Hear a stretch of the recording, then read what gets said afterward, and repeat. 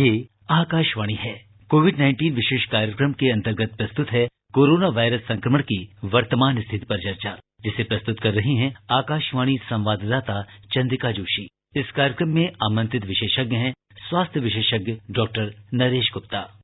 नमस्कार, आप सभी सुनने वालों का स्वागत है कार्यक्रम में। मैं हूं चंद्रिका जोशी। कोविड-19 यानी कोरोना वायरस बीमारी और संक्रमण, सावधानियां, रोग प्रतिरोधी क्षमता के लिए उपाय और बाकी सभी एहतियाती उपायों की जानकारी के बारे में आज आपके सवालों के जवाब देने के लिए हमारे साथ हैं वरिष्ठ चिकित्सक डॉक्टर नरेश गुप्ता। आपके मन में कोई भी सवाल, कोई आशंका, कोई जानकारी आप चाह रहे हों तो हमें जरूर फोन करें।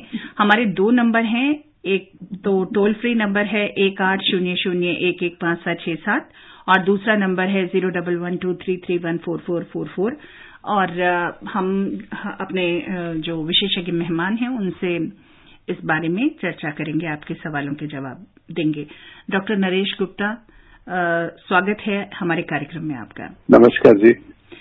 डॉक्टर गुप्ता, जैसे कि नए दिशा निर्देश आए हैं जिनका सख्ती से पालन किया जाना है और इसमें कुछ राज्यों में कुछ जिले जैसे रेड जोन, ऑरेंज और ग्रीन जोन पर हैं, तो रेड जोन से ऑरेंज और ऑरेंज से ग्रीन में लाने में क्या 14 दिन में स्थितियां बदल सकती हैं? तारीख तो बिल्कुल बदल सकती हैं। देखिए, ऐसा है जी, जो वायरस के बारे में हमें थोड़ा ये समझना पड़ेगा कि वायरस एक बार शरीर में प्रवेश कर जाए या प्रवेश करने की कोशिश करे तो ये नहीं है फिर वो जिंदगी भर रहता है जी। और उसकी नेचुरल हिस्ट्री में वो बीमारी करके बाहर भी निकल जाता है। ज्यादातर केस में तो बाहर ही निकल जाता है। तो फर्ज करिए कि हम 2 हफ्ते का एवरेज पीरियड मान के चलते हैं, ठीक है, जिसमें अगर बीमारी होने का अंदेश है तो हो जाएगी और जिसको बीमारी है वो वहां पे निकल जाएगी। इसमें समय में थोड़ा 1-2 हफ्ते ऊपर नीचे हो सकता है, बट एवरेज आप मान के चलिए। तो जिस जिले में अभी केस हैं वो ठीक हो सकते हैं 2 दिन में, 3 दिन में, 4 दिन में, और जिसमें नहीं है उसमें आ सकते हैं। तो अगर ओपन माइंड से देखें वो किसी तरफ भी चेंज हो सकता है। अच्छा, लेकिन अगर हम लॉकडाउन का फैसला कर लिया और उसका पालन कर लिया है और उसमें सारी बाकी एहतियात हम बरत रहे हैं, चाहे उसमें हाइजीन, पर्सनल हाइजीन की बात है, हैंड वॉशिंग है, सैनिटाइजर यूज है, आप कॉफ के खांसी किसी के ऊपर नहीं करनी है, मास्क लगाना है, बाहर जाना कम से कम है और जाना है तो मास्क लगाना है, किसी भी तरह का फेस मास्क। अगर हम इस सब का पालन करेंगे तो ये हम मानेंगे कि उसमें नए केस नहीं आएंगे, और जब नए केस नहीं आएंगे पुराने केस ठीक हो जाएंगे। 80% तो वैसे ठीक हो जाते हैं, पॉजिटिव होते हैं तो ठीक नेगेटिव हो जाएंगे। तो ये रेड से ऑरेंज में या ऑरेंज से ग्रीन में आने में कोई समय लगना नहीं चाहिए। 2 हफ्ते का जो समय है वो बड़ा उचित है, अप्रोप्रिएट है। यानी 14 दिन आइसोलेशन काफी है यानी? जी, अगर हम 2 महीने देते हैं तो बहुत ज्यादा होता, अगर हम उसे 2 दिन देते हैं तो बहुत कम होता जी। साइंटिफिकली देखा जाए तो 2 हफ्ते में ऐसा है, जो डे 1 पे है वो डे 14 तक, मतलब 14 दिन में वो वैसे भी नेगेटिव हो जाना चाहिए जी। डॉक्टर साहब, कोरोना के लिए कहा जाता है कि ये रेस्पिरेटरी सिस्टम को डैमेज करता है या उसको प्रभावित करता है, तो क्या इसके लिए जो ब्लड प्रेशर के पेशेंट हैं या और पेशेंट्स हैं जिनको शुगर है जी, डायबिटीज वगैरह, तो उनके लिए एहतियाती उपाय जरूरी हैं? ये दोनों चीजें बिल्कुल साथ साथ देखने में आई हैं कि कोरोना वायरस जो अटैक करता है उसका मोटा अटैक जो है वो फेफड़ों के ऊपर होता है। देखिए, एक बात बड़ी अच्छी तरह से समझने की है कि कोरोना वायरस मान लीजिए आ गया हवा में या खांसी में, तो वो शरीर के अंदर ऐसे ही नहीं प्रवेश पा सकता है कि हमारा सांस की नली में गया और वो ब्लड खून में चला गया और सारे में तहलका मचा दिया। कुदरत ने इतना कमजोर शरीर में नहीं दिया है। तो उसको पहले शरीर में प्रवेश पाने के लिए एक अपना पास दिखाना पड़ता है, और उसने वो पास बना लिया है, और वो जो पास है उसका वो फेफड़ों के जरिए में ही लागू होता है। फेफड़े में या गले में भी आ सकता है, और उसका फेफड़े में भी पास बना हुआ है, गले में भी बना हुआ है। तो जब वो फेफड़े में आ जाता है तो फेफड़े के अंदर फिर वो सूजन कर सकता है, निमोनिया कर सकता है और तकलीफें कर सकता है। उसके अलावा भी वो शरीर के और हिस्सों में भी जा सकता है, हाथों में भी जा सकता है, गुर्दे में भी जा सकता है, कहीं पे भी जा सकता है। लेकिन फेफड़े क्योंकि बड़े क्रिटिकल होते हैं ऑक्सीजन का और कार्बन डाइऑक्साइड का आदान प्रदान करने के लिए, तो वो जानलेवा हो सकते हैं। उसीलिए उसमें ऑक्सीजन देने के लिए आईसीयू में जाने की जरूरत पड़ सकती है, वेंटिलेटर पे रखने की जरूरत पड़ सकती है। जी, क्योंकि हम जैसा कि मैं समझी हूँ कि सांस क्योंकि जब हम लेते हैं तो श्वसन तंत्र सबसे पहले प्रभावित होता है, तो ये जो वायरस है वो अटैक करता है हमारे सांस लेने का जो पूरा चक्र है उस पर।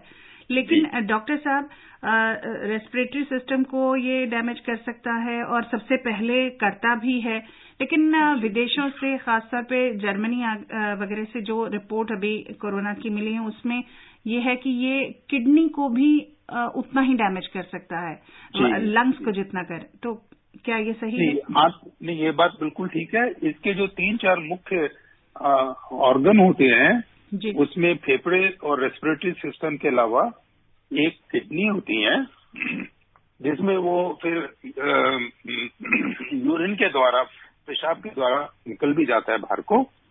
एक आंतों में भी जा सकता है, वहां पे भी वो देखने को मिलता है, खासतौर से जो बच्चों में देखा गया है। लेकिन वो इतनी जानलेवा बात नहीं क्रिएट करते हैं।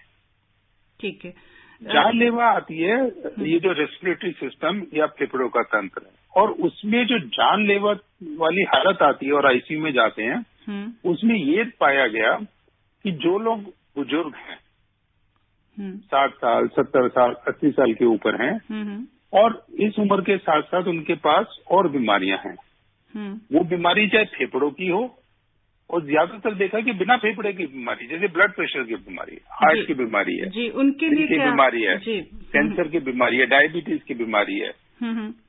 तो ये और एक और चीज देखेंगे, मोटापे की बीमारी है।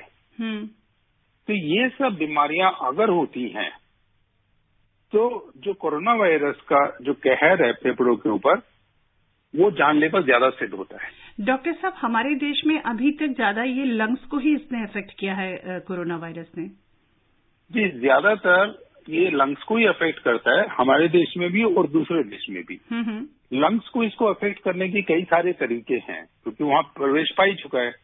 एक तुमने बोला सीधा जैसा दिखता है, निमोनिया की तरह से दिखता है, दोनों तरफ के फेफड़ों में जाके अटैक कर देता है। एक लंग्स के अंदर भी जो खून का दौरा होता है, उनका दौरा इसलिए होता है कि उसमें वो ऑक्सीजन लेके अंदर भेजता है लंग्स के द्वारा, और जो शरीर से कार्बन डाइऑक्साइड आती है उसको बाहर निकालता है। वो जो खून का दौरा है वो भी कहीं कहीं पे जम जाता है। तो वो कई तरह की उसमें जो प्रक्रिया है, जो ऑक्सीजन हम लेते हैं उसको वो अंदर ऑक्सीजन को जाने नहीं देता है खून में।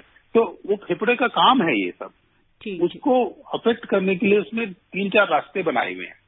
जी, सिर्फ निमोनिया एक तरीका नहीं है जी, उसमें एक पल्मोनरी एम्बोलिज्म का तरीका भी है जिसमें वो करता है, और ये सब कॉम्प्लिकेट करके ARDS में बन जाते हैं।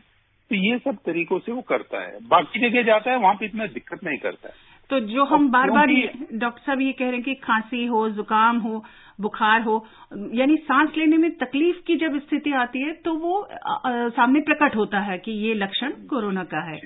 जी, देखिए, बिल्कुल ठीक कहा आपने। जैसे बाकी होते हैं हमारे, जैसे कहते हैं ना खांसी जुकाम होते रहते हैं, जिसको हम कॉमन कोल्ड कहते हैं। जी, मौसम बदलता है तो आ जाता है। लोगों ने माना है कि वो तो आ ही जाता है, छोटा बच्चा हो या बड़ा बच्चा हो, कोई सबको आ ही जाता है। वो भी एक वायरस का इन्फेक्शन होता है।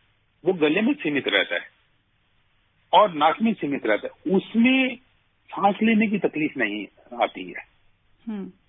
ये जो कोविड-19 है, जो कि कोरोना वायरस का एक जो नया रूप निकल के आया है, जिसको कि सार्स कोरोना वायरस 2 कहते हैं जी, ये कोविड-19 सांस लेने की दिक्कत उत्पन्न करता है। अगर सांस लेने की दिक्कत उत्पन्न हो जाए तो उसका मतलब ये है कि इसका जो कहर है वो बढ़ रहा है, और वो इस हद तक पहुंच गया है कि सांस लेने में दिक्कत करता है। आप ये मान के चलें, कुदरत ने हमें 2 फेफड़े दिए हैं जी, हमारा काम एक कर सकता है, 2 की जरूरत नहीं है। लेकिन फिर भी इतना लिबरल सिस्टम है कुदरत का कि वो 2 देते हैं कि अगर एक में निमोनिया हो जाए, एक में तकलीफ आ जाए, तो भी सांस लेने की दिक्कत नहीं आनी चाहिए।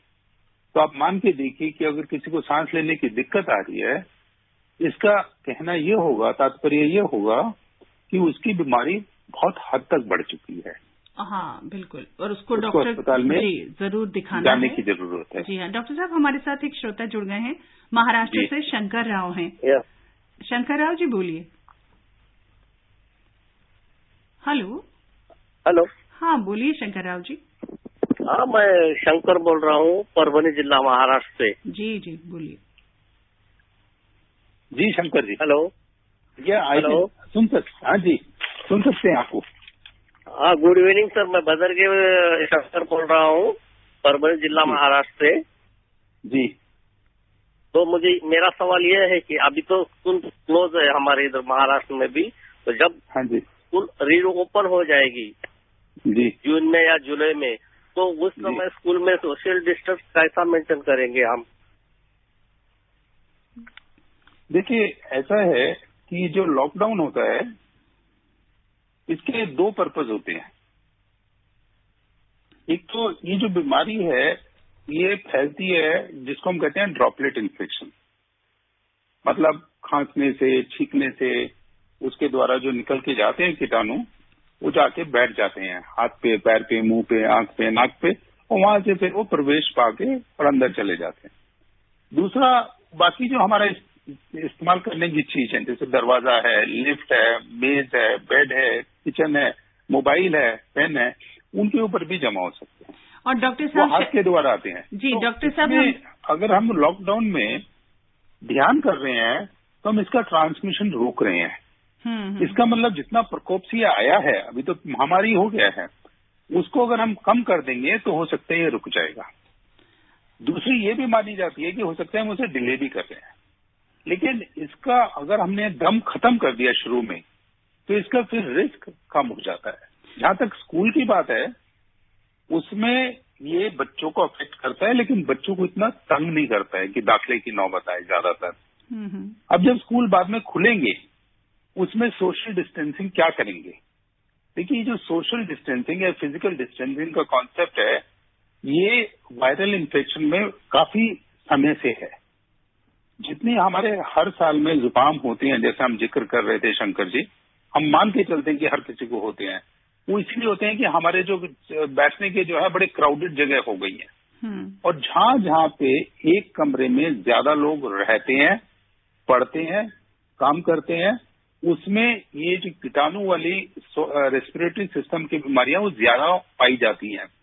तो एक लर्निंग एक्सपीरियंस निकल के आएंगे इस कोविड एक्सपीरियंस से कि हम आगे के लिए जो हम करेंगे फिजिकल डिस्टेंसिंग मिला के, उससे सिर्फ कोरोना से राहत नहीं मिलेगी, उस समय बाकी इन्फेक्शन से भी राहत मिलेगी जी। और ये अगर समझ आ जाएगी तो लोग अपने आप भी मान के चलेंगे। और अगर फर्ज कर लीजिए किसी वजह से आप ऐसी जगह हैं जहां की फिजिकल डिस्टेंसिंग नहीं पॉसिबल हो पा रहा है, तो वहां पे मास्क लगाया जा सकता है, रुमाल रखा जा सकता है, स्कार्फ रखा जा सकता है जी, तो टर्पन रखा जा, कुछ भी रख करके कर सकते हैं।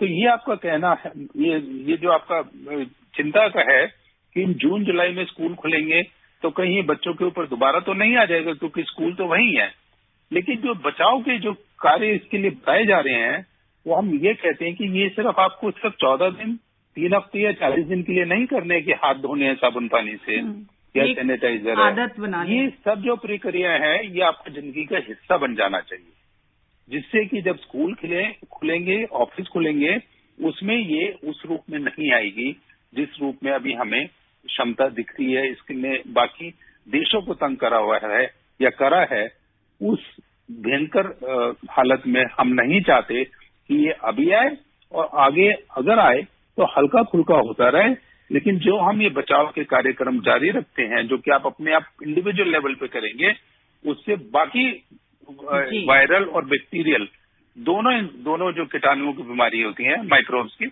उनसे राहत मिलेगी। और डॉक्टर साहब इससे जो है इससे बच्चों को भी एक अच्छी आदत पड़ेगी बार बार हाथ धोने से, और कई संक्रामक रोगों से हम भविष्य में बच सकेंगे। जी डॉक्टर साहब बिल्कुल ठीक है। देखिए टीबी एक हमारे देश की एक बड़ी बीमारी है जो बैक्टीरिया से होती है। वो भी क्लोज क्वार्टर में रहते हैं, एक दूसरे के ऊपर छींकते हैं, खांसते हैं, एक कमरे में 20-20 लोग हैं, उससे ज्यादा होती है। तो वायरस की जो हर मौसम बदलने में आती है वो भी ऐसी होती है। ये सब आपने ठीक कहा, इन सब का जो प्रकोप है वो कम हो जाएगा और हमारे बच्चे और बड़े दोनों ज्यादा स्वस्थ हो जाएंगे, हमारी सोसाइटी ज्यादा स्वस्थ हो जाएगी, अच्छी आदतें पड़ जाएंगी। और डॉक्टर साहब, एक और श्रोता हैं जौनपुर उत्तर प्रदेश से, रोहित कुमार हमारे साथ। रोहित जी बोलिए। हेलो रोहित जी। नमस्कार मैम। नमस्कार। हेलो बोलिए रोहित जी। नमस्कार रोहित जी।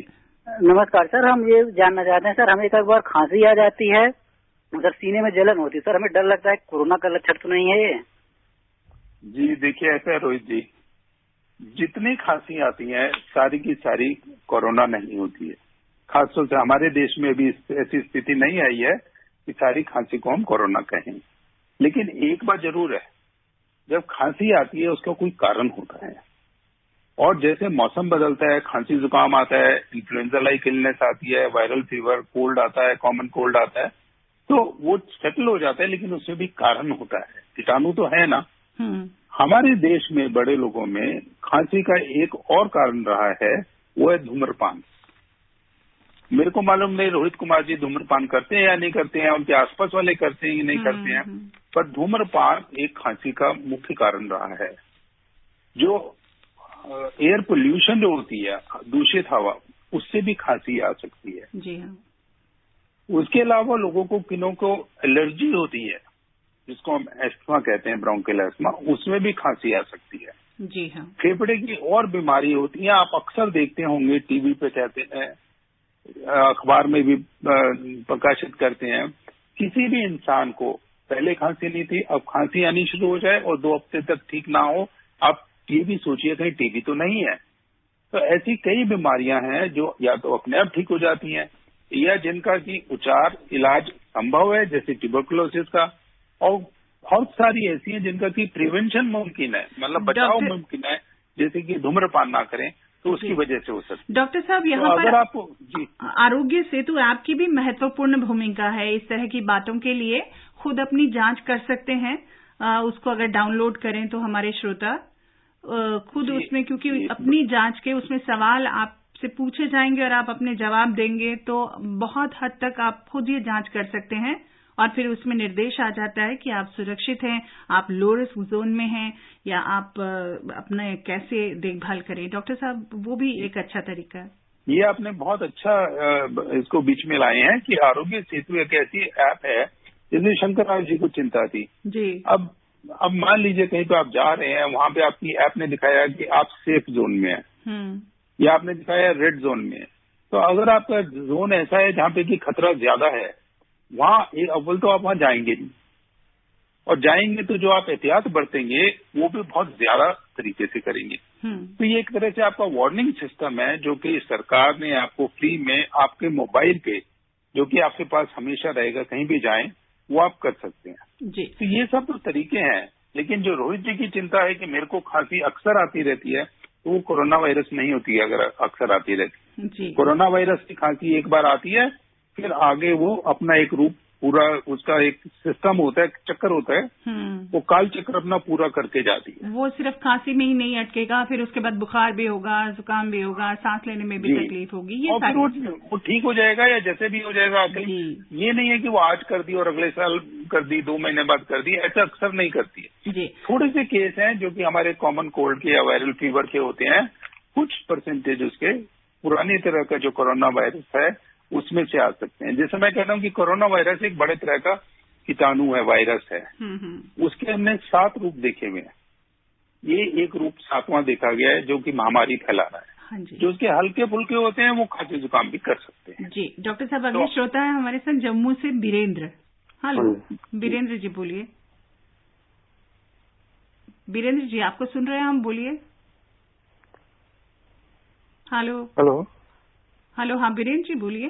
हाँ, ये जो हमारे को आंख, नाक और मुंह पे जो हाथ लगाना है, if someone is confined in his house, जी, घर में जो बैठा हुआ है बंदा, उसको भी घड़ी घड़ी हाथ धोने। देखिए ऐसा है कि जो इंसान घर में बैठा है, आमतौर से वो अकेला तो नहीं बैठा रहेगा 24 घंटे, उसके घर के परिवार के सदस्य और भी हो सकते हैं। दूसरा ये कि जब उसको जरूरत पड़ेगी, या तो वो बाजार जाएगा कोई एसेंशियल चीज, दूध सब्जी लेने, या कोई दूध सब्जी डिलीवर करने आएगा। अगर वो बाहर जाएगा, मान लीजिए 4 लोग घर में हैं, एक लेने जाता है, तो जब वो बाहर जाता है और अंदर आता है तो वो कुछ कीटाणु अपने साथ लेके आ सकता है।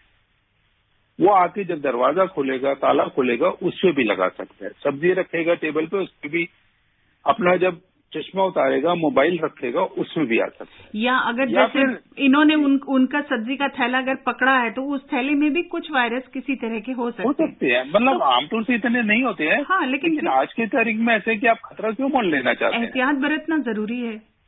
और अगर कोई बाहर से आपके यहाँ डिलीवरी करने आता है तो भी वही बात है। हाँ जी। तो ये बात ठीक है कि आपको इतना वो नहीं करना। आप ऐसी खतरे वाली जगह पे जहाँ पे बहुत ज्यादा है, वहाँ सैनिटाइजर भी यूज करेंगे, साबुन पानी भी करेंगे, मास्क भी लगाएंगे, सब कुछ करेंगे। यहाँ आप थोड़ा रिलैक्स कर सकते हैं। आप जब वो ऐसी हालत आती है तब करिए। पर ये कि घर की भी आपको सफाई तो रखनी पड़ेगी ना, दरवाजे की, घंटी की, मोबाइल की, अपने नहाने धोने की, वो सब करनी पड़ेगी। एंड रिमेम्बर, ये आप थोड़ा सा कम करें, ज्यादा करें घर में। ये याद रखिए कि ये जो आपको एहतियात के तरीके बताए जा रहे हैं, जिसमें कि मास्क लगाने से, साबुन पानी से, मास्क पीने की जरूरत नहीं है अगर घर में कोई बीमार नहीं है। मान लीजिए किसी को और खांसी जुकाम हो गया तो आप लगा सकते हैं। ये सबसे आपको बहुत फायदे आएंगे। ये कोई ऐसी चीज नहीं है कि ये साइंस में पहले नहीं ज्ञात थी। साइंस में ज्ञात थी। लोग कहते थे कि जुकाम है, 2-4 दिन में ठीक हो जाएगा, क्या ये जम मिला लेना। तो आप घर में रहते हुए अगर अच्छी हाइजीन मेंटेन करते हैं तो उससे आपको बाकी रेस्पिरेटरी सिस्टम की बीमारियों के अलावा बहुत ऐसी बीमारियां होती हैं जिससे आपको राहत मिलेगी। डॉक्टर साहब, हम लोग आम पानी से भी बहुत बीमारियां होती हैं। डॉक्टर साहब, हम आम घरों में देखते हैं कि जैसे एक बच्चे को जुकाम होता है तो दूसरे को भी हो जाता है, या बुखार होता है तो दूसरे को भी हो जाता है। तो ये संक्रामक तो हैं बीमारियां, क्योंकि स्वच्छता के हम जो पूरे मानदंड हैं उनको पालन नहीं करते हैं। उनका हाथ धोना और एक दूसरे से दूरी बनाए रखना इतना ज्यादा नहीं होता है, तो फिर वही जुकाम बुखार बच्चे को भी होता है, दूसरे व्यक्ति को भी घर में होता है। तो ये सोचने की बात है। जी, हमने बहुत ठीक है। देखिए, इतना होता है कि घर घर में ये मानना हो गई है कि एक को हुआ है तो दूसरे को लगेगा ही। हो गई और माँ को लगाए तो बच्चे को लगेगा, बच्चा स्कूल से लेके आया, माँ को लगेगा, बहन को लगेगा, भाई को लगेगा, सबको लगेगा। ये मानना शुरू हो गया। लेकिन एक चीज और जो हम इनको धीरेन्द्र जी को बताना चाह रहे थे कि अगर आप ये सफाई ऑब्जर्व करते हैं, आप देखिए कई पेट की बीमारियां ऐसी होती हैं जी, जो कि सफाई ना रखने की वजह से होती हैं। डायरिया की बीमारी पेट की सफाई, जो पेट की बीमारी है वो सफाई ना रखने की वजह से होती है। पीलिया जो है वो सफाई ना रखने की वजह से होती है। तो हम डॉक्टर साहब कई सारी बीमारियों से बच जाते हैं। जी, बहुत बीमारियों से हम बच सकते हैं जी। और उसका बचाव जो है वो हमारा जिंदगी भर हमारे साथ चलेगा। अच्छी आदतें कभी आपको फायदा करने से पीछे नहीं हटेंगी। जी, हमारे साथ एक श्रोता है फतेहगढ़ पंजाब से रमेश कुमार। रमेश कुमार जी बोलिए। हेलो, नमस्कार मैडम जी। नमस्कार जी। नमस्कार डॉक्टर साहब जी। नमस्कार रमेश कुमार जी। मैं रमेश कुमार पंजाब से बोल रहा हूँ। गांव हमारा संगतपुरा सोटियां है, जिला फतेहगढ़ है हमारा। अच्छा जी, बोलिए। और हमारे 2 सवाल हैं जी। एक तो मैं ये पूछना चाहता हूँ, जब इतने रोज हो गया लॉकडाउन को, हाँ जी, अभी भी इसकी गिनती है जो बढ़ी जा रही है कोरोना की। एक दूसरा सवाल मेरा ये है कि मौसम आगे आ रहा है मच्छर और मक्खियों का। हाँ जी, कि जो मक्खी कोरोना वाले के नाक पे मुख पे बैठेगी तो दूसरे बंदे के जा बैठती है मुख पे, उसको कोरोना हो सकता है या नहीं? अच्छा, लॉकडाउन की अवधि पर बोला है कि संख्या बढ़ती जा रही है। तो देखिए रमेश कुमार जी, ऐसा है कि जो लॉकडाउन करा गया था वो एक सोची समझी तकनीक थी, जिसके हिसाब से ये देखना था कि ये 3 हफ्ते में नीचे आना शुरू हो जाएगा। और ये सबसे बड़ा संभव उपाय था, जो कि ये बहुत संभव था और ये कारगर भी था जी, और ये हुआ भी। लेकिन कहीं पे भी आप देखेंगे, देखिए कई जिसको हम कहते हैं हॉट स्पॉट्स होते हैं, सुपर स्प्रेडर होते हैं जी। दिल्ली में निकल आए, तेलंगाना में निकल आए, सिर्फ हमारे देश में नहीं निकलते हैं, साउथ कोरिया में निकल आए, फ्रांस में निकल आए, अमेरिका में निकल। ये जो है ना, वो जब निकल आते हैं तो तादाद बढ़ सकती है उसकी वजह से, क्योंकि वो एक तरह से वोल्केनो की तरह से निकल के आते हैं। हमने कई देशों में देखा भी है कि कितनी बड़ी संख्या एकदम आ गई है सामने, तो वो देखा। देखिए, अब न्यूयॉर्क में देखिए, अमेरिका में देखिए, इतने तादाद में बढ़े कि मतलब ये तो जो है ना दिल दहलाने वाली बातें थी। जी जी। तो लॉकडाउन का मतलब ये है वो कम आएगा, लेकिन अगर किसी तरह से वोल्केनो बीच बीच में फटेगा तो नंबर बढ़ सकते हैं। नंबर 1। नंबर 2, जो तादाद है वो अगर आज लॉकडाउन शुरू करते हैं उसका असर उसी दिन से देखने को नहीं मिलता है। देखिए, बिजली आज आपने बंद करी, आज आपको तुरंत असर दिख जाएगा। लॉकडाउन का असर आने में कुछ गैप होता है, बीच में समय लगता है, क्योंकि जो वायरस है अगर शरीर के अंदर पाता है, बीमारी करने में भी वो 5-7 दिन 1-2 हफ्ते भी लगाता है कई बार, और फिर बीमारी भी उतना ही समय लगाता है। तो लॉकडाउन में और बीमारी देखने में थोड़ा अंतर आ सकता है, और बीच में वोल्केनो फूट जाए तो उसका जो असर चलेगा, भूकंप की तरह से असर चलेगा, वो भी हो सकता है कि हफ्ता 10 दिन 2 हफ्ते। सीधे शब्दों में मैं ये बता दूं डॉक्टर साहब, मेरे ख्याल से ठीक है कि ये एक से दूसरे को नहीं फैलेगी, एक से ये 4 को फैलेगी, 4 से 16 को फैलेगी। ये बीमारी ऐसी है कि तेजी से इसमें नंबर बढ़ता रहता है। इसमें नंबर जो है बहुत तेजी से बढ़ सकता है। और देखिए रमेश कुमार जी, अगर आप आज की खबर देखेंगे या कल अखबार में पढ़ेंगे तो आप पाएंगे कि जैसे ही हमने दूसरा उसको कंटिन्यू कर दिया लॉकडाउन, उसके दूसरे दिन के बाद ही ये जो नंबर है अब गिरना शुरू हो गया है। हाँ जी। तो ऐसा नहीं है कि वो लॉकडाउन इफेक्टिव नहीं था, लॉकडाउन इफेक्टिव था। बीच बीच में एक वो वोल्केनो की तरह से आए थे, और अब हम ये मान के चल रहे हैं कि अगर सब लोग इसका पूरी तरह से पालन करेंगे तो इसमें ये नंबर फिर से गिरने शुरू हो जाए। डॉक्टर साहब, जो इन्होंने बात की है वो कि मच्छर की, और जी मक्खी मच्छर की। हाँ जी। तो ये जो है ना, मक्खी मच्छर से बहुत बीमारियां फैलती हैं हमारे देश में, दुनिया में। लेकिन कोरोना वायरस जो है वो मक्खी मच्छर से नहीं फैलता है अभी तक, ऐसा नहीं है। जी हाँ, ये मान के चलना कि वो उसको ले जाएगा, काटेगा, फेंकेगा। ज्यादातर जो है ये करीब रहने से फैलता है। जी। करीब रहने में मक्खी मच्छर नहीं है तो भी नहीं फैलेगा जी। लेकिन मक्खी मच्छर का कोई रोल नहीं होगा। इसीलिए कहते हैं कि करीब करीब ना रहो, थोड़ा डिस्टेंस मेंटेन करके रहो, तो ऐसा ये नहीं होगा। आप ये मान के चलें रमेश कुमार जी, ये जो मच्छर, ये जो वायरस है कोरोना वायरस का, कोविड-19 का, ये बाहर जाता है, बट ये नहीं कि ये वहां पड़ा रह के जिंदगी भर रहेगा। उसकी जिंदगी कुछ ज्यादा नहीं होती है, कुछ घंटों से कुछ दिन तक होती है।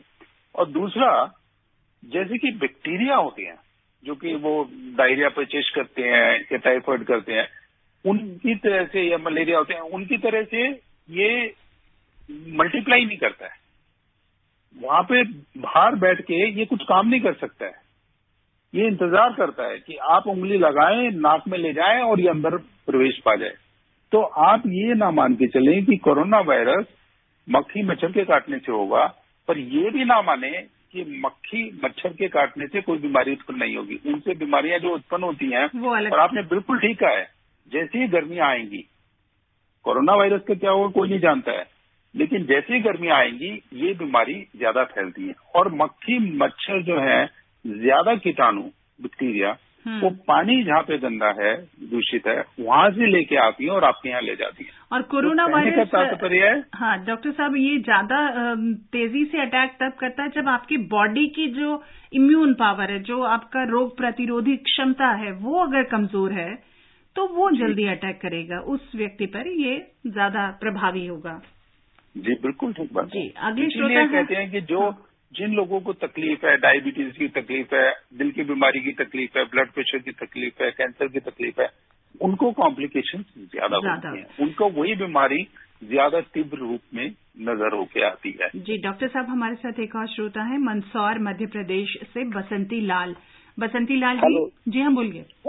जी नमस्कार जी, मैं सगोरे स्कूल घाटी जिला मंदसौर मध्य प्रदेश से मैं बसंती लाल चिरंजी हूँ। डॉक्टर साहब, मेरा प्रश्न है आपसे 2-3, जैसे काली मिर्च और जैसे लहसुन और हल्दी का ज्यादा खाने में सेवन करने से क्या गर्मी में अच्छा रहता है कि नहीं रहता है, क्या खाना चाहिए? और गर्म पानी गर्मी में कैसे पिए?